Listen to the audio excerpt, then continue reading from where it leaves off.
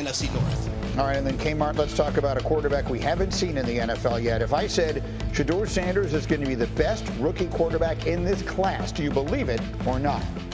I'm going to go with or not. Now, time will tell. Maybe I'm proven wrong.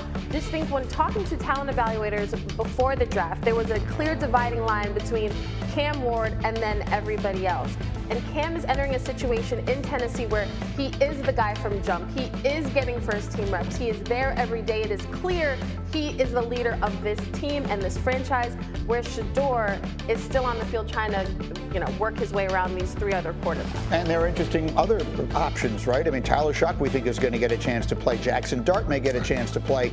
So there'll be some interesting rookie quarterback stories. But the Shedeur Sanders one, obviously, for its own reasons, is probably the most interesting. The Browns' offensive coordinator is Tommy Rees. He was talking about Shedeur's time in Cleveland so far. Here's what he said. Yeah, he's worked his tail off. He's really putting a lot of work, as all those guys are. But you could tell on the mental side of the game and learning the system and calling it and having that rhythm to it. He's put a lot of work and time and effort into that. And then when you do that, the game starts to slow down and you can focus on finding completions. In terms of quarterback competition, at this point, can you realistically see any one of these four guys winning this job? Yeah, you can see them all winning the job. So I love it. I love his exasperated smile because he knows he's stuck now. He has to answer somehow. He answers in the way that says absolutely nothing, right? That is the answer that says nothing, but it also creates the clickbait headline. Offensive coordinator says Shedeur Sanders has a chance to start. I mean, that's just sort of the reality of the world that we live in. It says nothing, but it says everything, though, about their situation. Because all four guys, back when I was there in rookie minicamp, I was told the same thing. There are strengths in each of them that they like. The problem is with four quarterbacks, there's only so many reps to go around. So when you were telling reporters that you're very high on Dillon Gabriel and Shedeur and Joe Flacco, we know who he is, and Kenny Pickett looks good in practice, how is Kevin Stefanski, how does he envision dividing those reps so that both rookie quarterbacks, Dillon Gabriel and Shedeur Sanders, get enough reps on the field to actually compete well? Obviously, a lot of mental reps, and Stefanski has said what they do behind closed doors also is weighed into this too. I find it interesting, Nick. I put them into two buckets. There are four guys that are in the same quarterback room, but Joe Flacco is in one bucket all by himself. We know what he is. He is the reliable option. He's a Super Bowl winning quarterback. He's had a terrific career. You sort of know what you're getting. The other three, I'll say, are unfinished products. I mean, Kenny Pickett was a first-round pick once upon a time. I'm sure in his mind, he's not sort of destined just to be a journeyman now. He wants a real shot at this thing. And then you've got the two rookies. So how does this thing get sorted out, Nick? Yeah, I think that Joe Flacco is going to be a bridge quarterback. Whether it's a bridge to one of these guys or a bridge to another quarterback next year is the question that remains to be answered. I think one of the hard things about projecting Shedeur is this age of quarterbacks. We have all these superheroes, frankly. The best quarterbacks in the league are incredible physically at something. And Shedeur is more of a throwback quarterback in that it's going to be about precision and accuracy and decision making. And it's hard to imagine a quarterback like that dominating. I know that it can be done, like we see Joe Burrow do it, and much of the history of the NFL has been those type of quarterbacks. But the modern NFL feels like all teams are looking for one of those guys who breaks defenses just because they're so physically talented, which Cam Ward falls in that category. And obviously, we can say the names that we always say in Josh Allen and Lamar Jackson. So I think that's kind of holding up the projection for Shedeur Sanders. But ultimately, a lot of quarterback decisions are made off of potential. And one of these guys has to show that they have the potential to be one of those difference makers. That was sort of the thing. It's a very high floor, but maybe not as high a ceiling as some of the other guys may have. Harry, how do you see it playing out? I think Joe Flacco, he's going to start the year off, and I agree with Nick. I think at some point it's going to be Shedeur Sanders. Listen, Joe Flacco got drafted with me in 2008. We were at the Combine together, y'all. So I don't think he's going to play the entire season for the Cleveland Browns. Now, what you don't want to do if you're the Cleveland Browns as an organization is have a quarterback like Shedeur Sanders go out there and ball out in practice and preseason and do everything necessary from his standpoint to where he should be playing, and if you're Cleveland, you don't play him. Because now you're going to have division in your locker room. Play the best player, and for a player like Shedeur Sanders, control what you can control. That's why it's so important to have a strong father figure in his life like he does have, and a guy that played the game at a high level and also is a coach at Colorado, is that you control what you can control, and then you live with the rest. Keep in mind their schedule. They have a week 9 bye. It is a daunting first half for them. So I can understand if Joe Flacco, send out Flacco, and at some point you see one of these rookie guys, I would think it would be Shedeur, but I wouldn't put either Dillon Gabriel or Shedeur against that. I want a vet who's seen it all, and then you give these kids some time to just get active. What did Joe Flacco do to you? You're send him out there. Well, he's played in Cleveland before. Joe Flacco. He's as old as Harry, and you're sending him out there against these guys.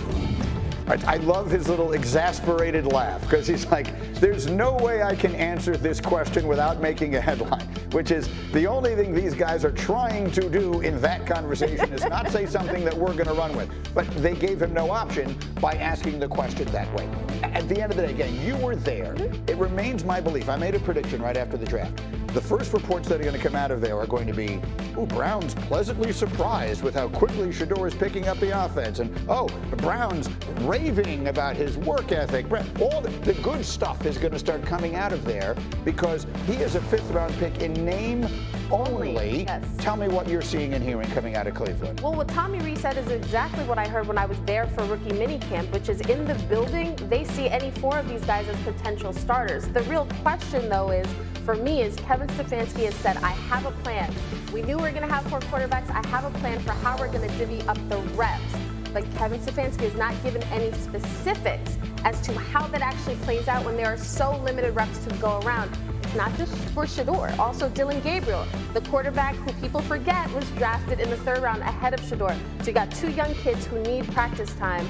But Shedeur has impressed from the beginning. It really is going to be who picks up the playbook quicker and who is more at ease with this offense. Dominique, I like the way you were talking about it this morning in our meeting because, again, if you just look at their roster, if you were to print it up on a piece of paper, it would just have 5th-round pick Shedeur Sanders next to it. But the reality of it, at least to me, feels very different from that.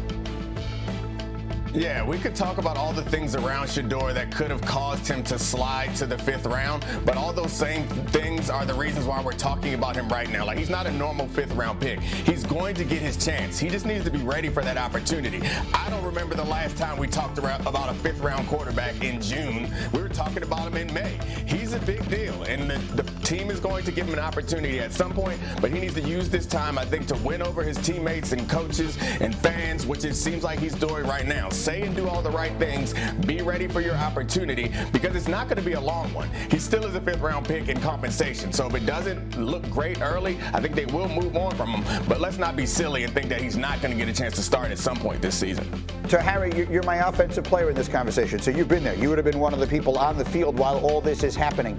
Tell us how any of these let's put Flacco in a different category. Everyone knows who and what he is. He's an extraordinarily accomplished person. They don't need to find out what Joe Flacco is. The truth is Kenny Pickett is a completely unfinished product, or at least that would be hopeful. And then you got the 2 rookies. So how is it that one of these guys has an opportunity in what is going to be divvied up like this? What will they be looking for? What will separate one of them by the time they get to the end?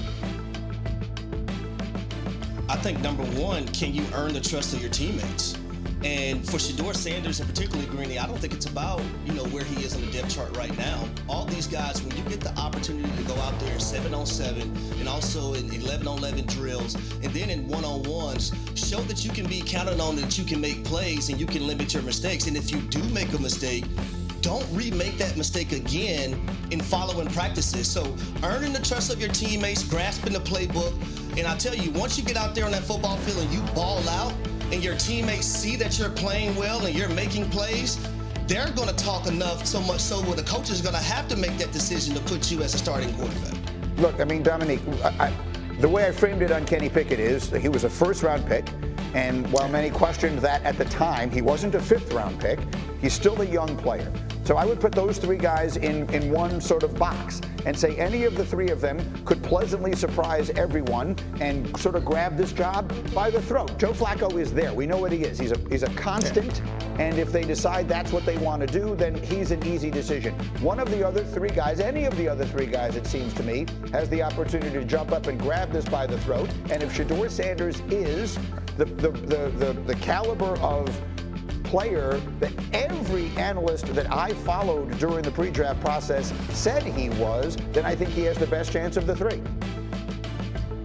Yeah, obviously Joe Flacco's not the long-term answer. He's going to be a bridge quarterback, whether it's a bridge from week 1 to week 4 or it's a bridge from this season to next is up to the other quarterbacks on the roster. I think it's likely that the Browns will be near the top of the draft again next year. And whether they decide to draft another quarterback or they stick with one of these guys is going to be up to Dillon Gabriel, Kenny Pickett, and Shedeur Sanders at some point this season. Like I mentioned earlier, they don't have a long time to show what they can do, but it's important that you don't make mistakes. Coaches at this point want a quarterback that they can trust. They can call complex schemes and understand that the worst thing that's going to happen is an incomplete pass. So don't make any big mistakes and try to move the chains when you can, but don't put your team in a bad situation. I think that's the most important thing for Shedeur to show, which it seems like, aside from taking sacks, he's pretty good at not turning the ball over. So we'll see what Shedeur Sanders does when he's given the opportunity, which he will get at some point this season.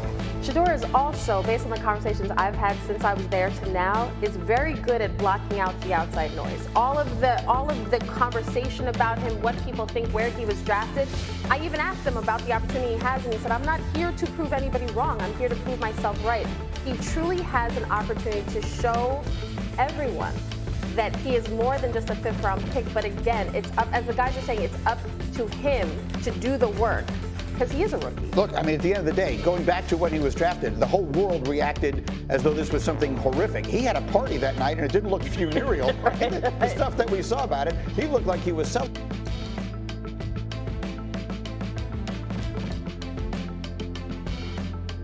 Tiếp theo.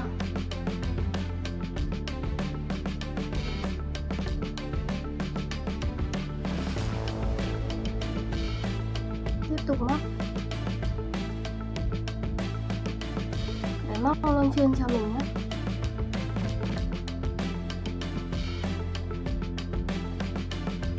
Một nữa này.